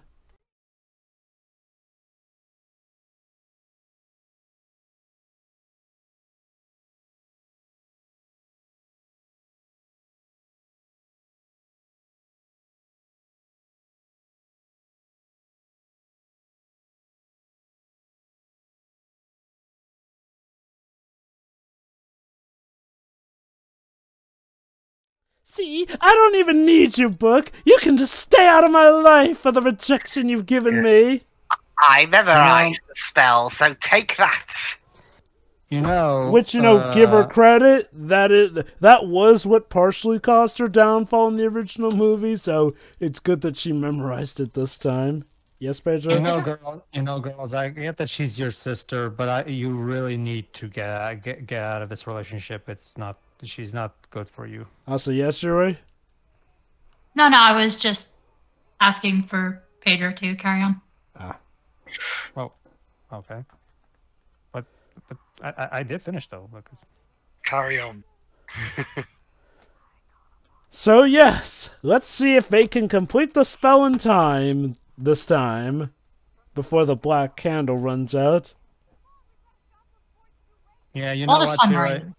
Remind me, Joe. What's the name of the it's Sarah, Winifred, and what? Sarah, Winifred, and Mary. Yeah.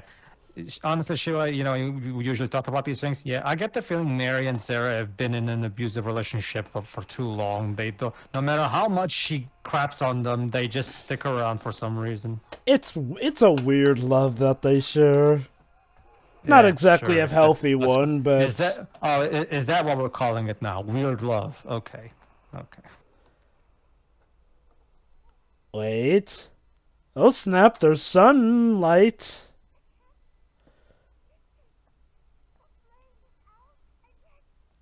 So yes, they actually did the spell in time. The candle flame is out, and they're not turning to dust.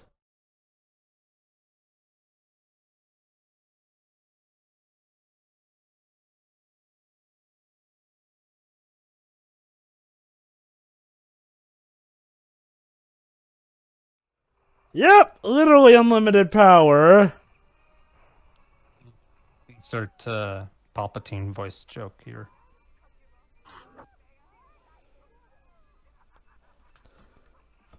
So there you go. The bad guys actually completed their goal. So what now? You'll see.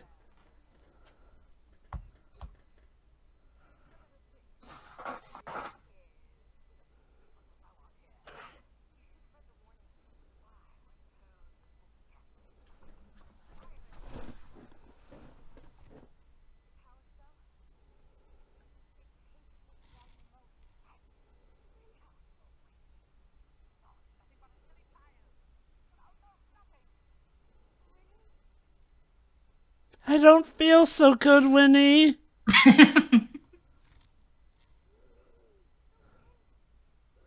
So yeah, congrats, Winnie. You get ultimate power, but she loses what she values most, her sisters. Why did they have to die? They're victims in this. Because Winifred was the one. Because Winifred was the main one casting the spell. Well, maybe. Well, I guess that's maybe the idea, Shiro. It's to punish her for her abuse. Her selfishness, yes. Now, keep in mind. Remember at the start of the movie, the main reason they ended up becoming witches was because the town was going to separate them, but Winnie was having none of that. Because despite how she treats her sisters, she does truly love them. They've always wanted to stay together. Oh, you made an Infinity War joke just earlier. So yeah, so it really is like Thanos and Gamora then. Kudos to the movie for once again making a tear-jerking ending for some of the witches, but yeah, no, they poofed.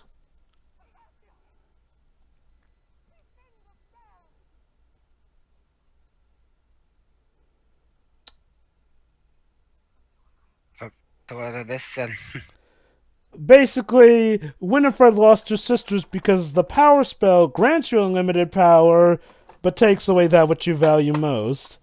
And Winifred... So we're an FMA now. Oh my god. My beloved infuriating sisters. Never change, Winnie. I do actually like this. Technically, Winifred has won and could get her revenge, but nah. Not this way. She doesn't want it to be this way. Yeah, but what good is it if you can only enjoy the revenge on your own? Now, some people have pointed to the fact that Winifred literally had a line saying, "How foolish thyself is to sacrifice thy life for those sisters," and think that this is inconsistent. Yeah. However, I argue that this is about of her character arc here, where she realizes now exactly why Max would sacrifice himself for his sister. Because again, one thing we did always see was that Winifred did care for her sisters. She never had any reason to believe that they were truly in danger. And now that her own machinations have led to the demise of her sisters, she realizes it. So, I don't really consider it a character inconsistency, I consider it about a character development. What do you think, Shirai? No, I would agree. And also, you know, the whole don't know what you had till it's gone, blah, blah, blah. Pretty much, yeah. And it's like, we have seen in both movies, yeah, she's a complete bitch and she needs to treat them better. But she has, like, always cared. Mm-hmm. It's a Team Rocket thing. So, okay, I won't lie. When I originally saw this movie, I kind of thought that what was going to happen was that the Mother Witch, aka the witch that gave them that book, was actually going to come back and be the main big bad of this movie, and then the Sanderson sisters would have to help the protagonist defeat her or something. Surprisingly, that was not the case in this movie.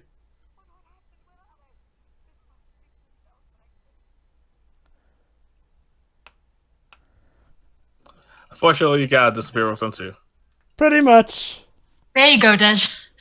I do like how this is a bit of an inverse of the original movie, where while Winifred was also technically the last to disappear, she was technically the first to get vanquished, because, you know, she stepped on hollow ground. Whereas in this one, she's the last one, essentially, to get vanquished. But yeah, the spell doesn't bring them back, it just sends you to them. Yep. Well, if it's any consolation, she enjoys it in hell, so at least they can be together happy. Gonna hang out with my bestie, Satan. You know what? And again, I'll give the movie credit. It does once again give a tear-jerking ending to the sisters, because again, you know, a lot of people rooted for them. Again, it does not, like, outright redeem them, though. It shows that they do have good qualities. It doesn't say that, you know, oh, they were right, though, because, again, child-eating murderers.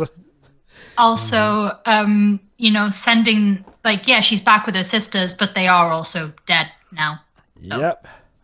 So this is the end of the franchise, unless of course they go for that prequel angle from the prologue. Yeah, you'll see, Pedro. You'll see. A miniseries would be cute, I think. Oh yeah. Even if it is set in the Middle Ages.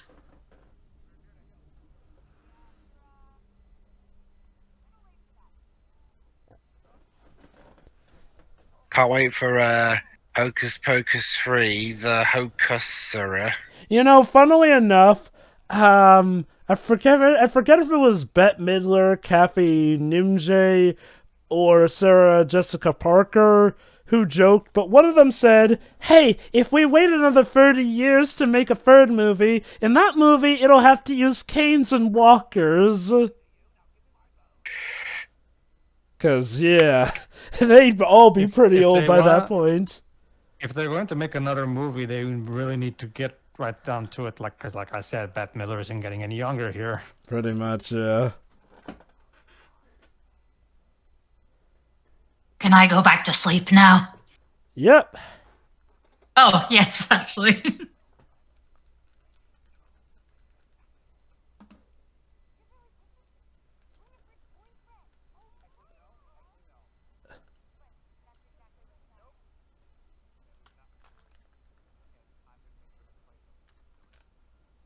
I can speak for myself, thank you. Actually, no, you're kind of about to go back to rest. Ah.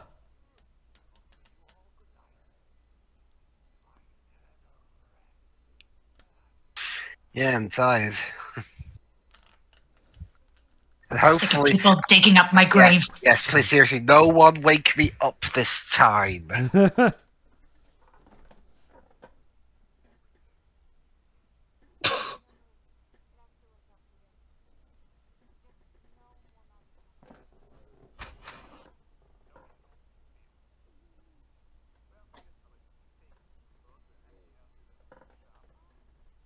Yeah, in fact, we're gonna go on further to make sure all candles are banned. Aww. So yeah, now that these three are kind of a coven of their own, they're going to take the book into their care.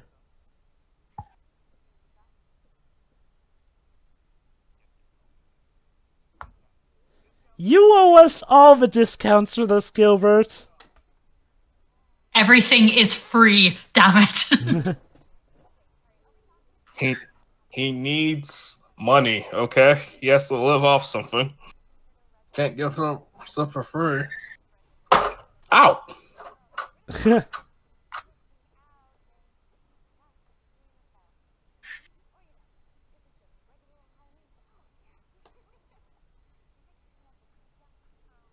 Oh, but look at that. They're doing the same walk that the witches did.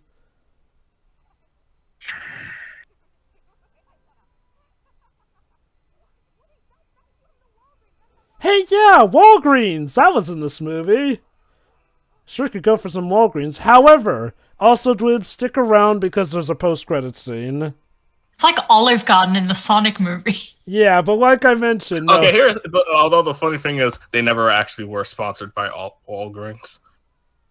Also, I get the feeling that because of the red tint, this is hinting that they're literally recording this from hell. Cute. But yeah, you may have noticed also as they were leaving, did you notice that raven that was following them? You know, that was the animal form of the witch that gave the Sanderson sisters the book here and there. I will explain a bit more of a theory about a potential sequel that people, myself included, have going, but that involves the post-credits scene. Yeah.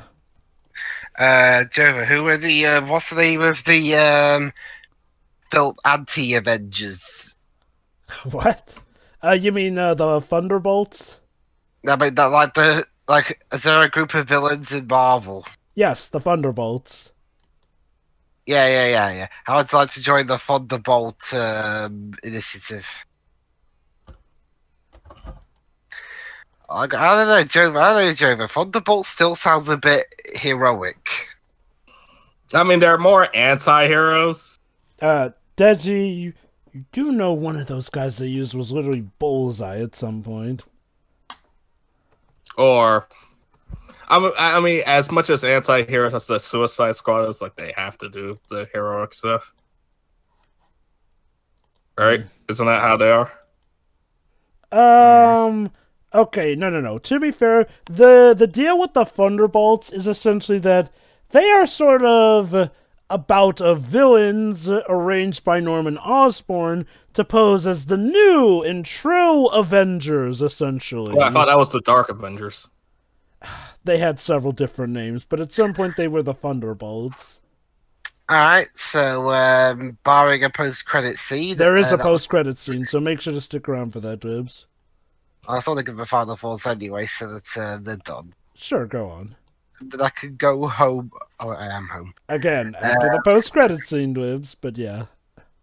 So basically, Jova, if I wasn't home, what you're saying is I can't go home until I've watched the post-credit scene. No, you're already home. It really is like being at the cinema. Alright, go on. But anyway, yeah, it was alright. In terms of sequels that came out like decades after the original, I'd put this on par with Tron Legacy. In a way, it's got a couple of issues, but it's still fun overall. Which do you prefer, this one or the original? Honestly, after only having just seen it, I can't answer that question. Fair enough. I'll give it more time to stew. Alright then. That all for your thoughts? Yeah, that's it. Alright, Shiroi, you next. Alright, yeah, I do think this sequel is a lot of fun. It's a little more toned down than the original, but I still think, you know, they get the characterization across really well, and honestly, I think most people are familiar with the characters enough that, you know, they didn't really need to, like, emphasize a lot of the things. But, yeah, aside from, you know, we talked about the, like, how stupid the whole, you know, the feud between the friends was. Like, yeah. aside from that, I thought this was really fun. Different kind of charm to the first movie. I might prefer the first movie, though this is still very good, I think. It might also still be a little too early for me to say for sure, but I can, you know, always change my mind, I guess. The music is fun too, and the witches are still the stars of the show, even if, you know, some of the acting was toned down a bit because of age. they still did great, and like their costumes are great too, and what else? I think this was a good follow-up. Actually, you know, there have been we've seen some stinkers in terms of Disney sequels that came out years later. You'll know what I'm talking about. This was good, I think. I did enjoy this. All right, and then. Yeah, if they do make another sequel, interesting to hear your theory in a little bit. Yeah, I'd look forward to that. All right, and that's then. it. Pedro. It's enjoyable. I do prefer the first movie though. Like I feel like okay, I don't like I said like Shira said, yeah, the first movie was more ballsy, and I didn't appreciate that about it. Yeah, that being said, at the very least, this one doesn't come across as mean-spirited with the whole virgin thing, so that's a plus. Yeah. That being said, yeah, like Jova said, the whole thing with the reason why the three girls split up, you know, is incredibly dumb and not properly well explained. It really makes them come across as incredibly thin-skinned and petty, to be honest with you. Welcome to high school. Sorry. Well, again, that's the thing, that maybe okay, sure. If they wanted that, then they should have done that. Not to mention that realistic writing doesn't necessarily equal good writing. If you're gonna have characters be petty, have that be a natural, intentional character flaw that serves the purpose of the story. Otherwise, all you're doing is just annoying the audience for no reason. Like, pretty much. The whole thing with Mike is pretty much resolved in that one scene, and then he exits the movie, essentially. Yeah, basically. Yeah. That being said, yeah, the movie's still really enjoyable because the three actresses are still great. And yeah, the prologue with them as children is also really good. That being said, in terms of, I will say that the humor in the original movie was stronger. This one is fine, but okay, it's a fine sequel. It's a fine sequel, but I feel like we should probably let the Hocus Pocus franchise unless of course they can really grasp the like, or at the very least do that spin-off idea that me and Jova had. Like, I feel like in terms of the OG cast, I feel like we should end it here because two reasons. One, Bette Midler is not getting any younger at this point, so so I feel like this is a good enough ending for the OG trio. I think a Hocus Pocus 3 is probably something that should be taken out of the cards because I feel like this is a really good ending for the original trio that really, and again, try to come up with something that, and like I said, unless this one is already technically, at least in my opinion, technically a downgrade, even if it's still good. But it does end strongly. So I think we should probably allow it to. I think the main movies, at least again, if they make that spin-off idea, cool. When it comes to the main movies, no, I think they should just retire on top as they are right now. Honestly, that being said, yeah, it's enjoyable. Not as enjoyable as the first movie, but it's a perfectly enjoyable sequel. Not to worry, guys. The film was supported by the Australian government. Good to know. Oh, okay. Post-credit scene time. So the cat's in the shop, but he notices something.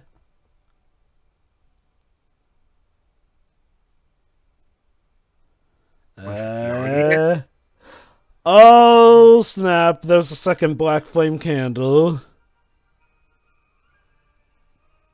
You know what that means. They always have a backup of these things, don't they?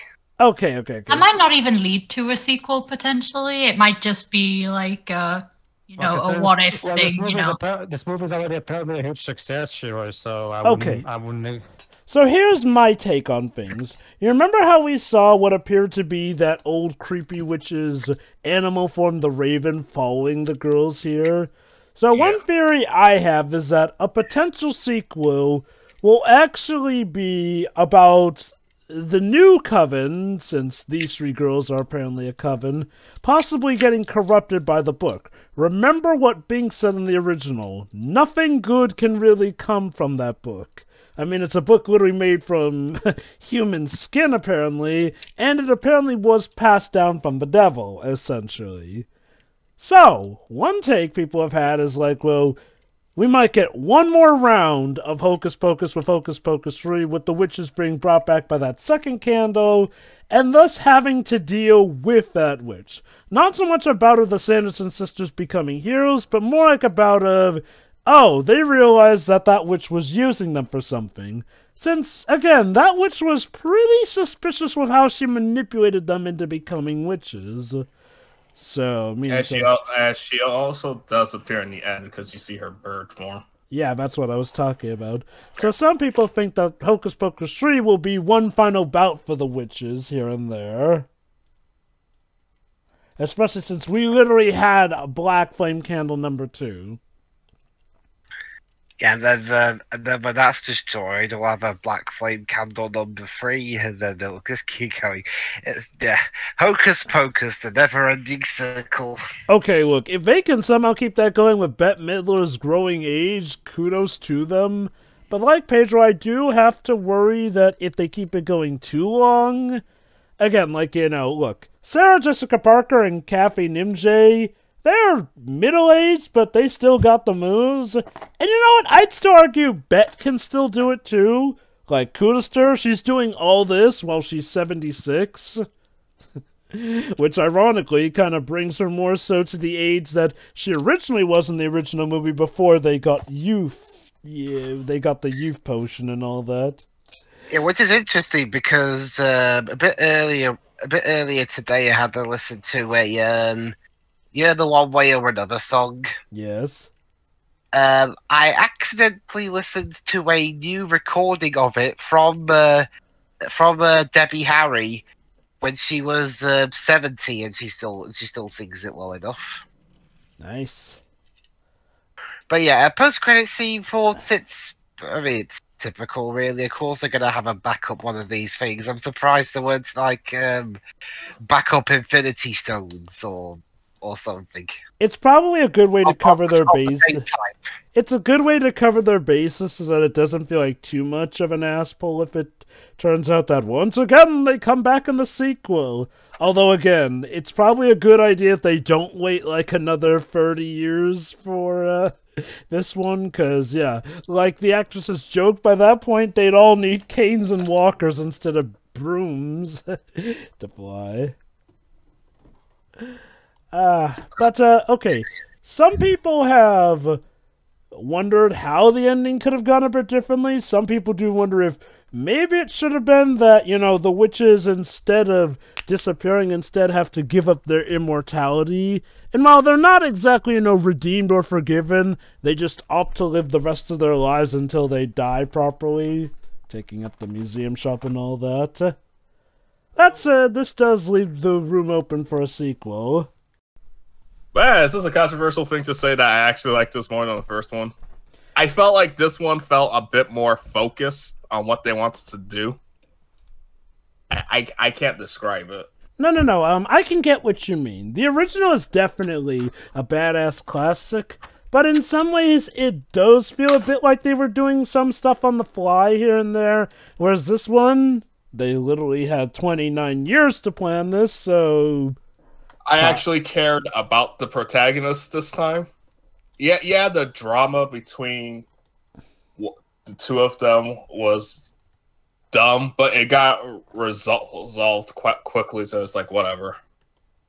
It did feel pointless, but still. Yeah. Like, I thought it was going to be something that was like, oh, it's going to drag on throughout the entire movie. I guess that is one thing. Until after they rescue her from being kidnapped. I was like, no. It's like, oh, we were being dumb. Huh. Sorry about that. And to give them credit, they don't even take too long with the dumb, oh, I don't see this magical thing, so I don't believe you. Like, no, they practically have the witches show up right as they're trying to warn Cassie. It does feel like this movie... They gave more context to the witches on why they are the way they are. Mm-hmm. It's like I said, in a way, this movie feels like it's trying to avoid repeating some of the problems from the original in that regard. Yeah. Yeah. And I do like how they all died this time. It's like, they got what they wanted, but at what cost? It's like, oh. Mm-hmm. Which just leaves me... Okay, I'll admit, when I first saw this movie, my anticipation was pretty high because, again, even though it was recently just my first time seeing the first Hocus Pocus in full, I'd seen snippets of it before, but no, I really love the first one. At first, I was a bit miffed with the second one, the first time I watched it, but then after I had time to think, piece together how, okay, while some of these were technically retcons, there are good enough reasons that this or that may have changed. I will give this movie definite credit. It's one of the better thought out, long-awaited sequels that I've seen. I can definitely get how some fans may not care for this one, especially not as much as the original, but I can also get why some might see this as better than the original. While it may not go as high in energy as the first one did, it does probably think some things out better. And granted, I guess one thing I'm iffy on is whether I prefer the kid protagonists in this movie or the first movie. While the ones in the first movie had their own stupid cliches, at the very least the drama between them felt more authentic. Here, yeah, it feels like these girls really didn't need to have this. Especially doesn't help that Cassie doesn't even spend a lot of the movie along with Izzy and Becca. So by the end, them being a coven feels a bit weird. But I will give them credit, they did at least build up to Becca being a witch here and there. Well, with the whole thing about a witch being discovered on her 16th birthday and all that. So no, kudos where kudos are due. I also do like the potential opening for a sequel here and there. I do think, though, that if they make Hocus Pocus 3, they should probably cap it off there, and then settle for a miniseries, Chucky style or whatnot. Either a prequel style or, I don't know, maybe about the witches just deciding to live their lives or whatnot. Not being immortal. Well, okay, finding a way to live past the candle and whatnot, but maybe we should stop with sucking kids dry. Just a thought there. What I do like is that this movie is not afraid to build on the characters here. It could have played it safe, but it does take some risks here and there, especially with the Sanderson sisters. And again, I do like how it realizes how charismatic they are to the audiences here and there. They literally have an audience stand-in in Gilbert about how, yeah, some people believe that the witches were kind of wronged by society, and technically society did cast the first stone, even though the Sanderson sisters came back with stuff way worse. And again, to the movie's credit, it does not try to absolve the Sanderson sisters of blame and whatnot. It still acknowledges that they did wrong, and they still do have to pay consequences here and there. It's interesting, though, that in a sense, here, even though they technically win, they lose, in a way, and Winifred is the one who makes the ultimate sacrifice in that regard. Which is, honestly, I think, a good and touching ending here. And I do like that little hint that they're recording their song from hell, so at least we get to see them together one last time if we never get a sequel with them again. So yeah, no, I really do enjoy this. Now, compared to the original, I think I'd still give some edge to the original, but I will say that this is definitely a worthy sequel. And trust me, given how a lot of long-awaited sequels tend to turn out, this could have been so much worse. but overall, it's a good time. So, I heard you actually have been into some wizardly monarchy, as usual. Oh my god, Tio! Where have you been all this time? I have actually done something productive and actually traced what's the location for Halloween this year. The stars. See, the problem last year was when something came from the stars and we were confined to the Antarctica. We had to look elsewhere, you know. And thus, I do believe the best course of action is to take a spaceship and journey through the cosmos, and faster than light travel to boot. However, Dribs, alright, let me make sure to remind Dribs to activate the Geller field generator. Nobody knows what can happen, you know, if that thing is not turned on. Who knows what else can be found in the deepest of space. But maybe we'll actually find out next time with the movie Event Horizon. See you then. Yeah. See ya.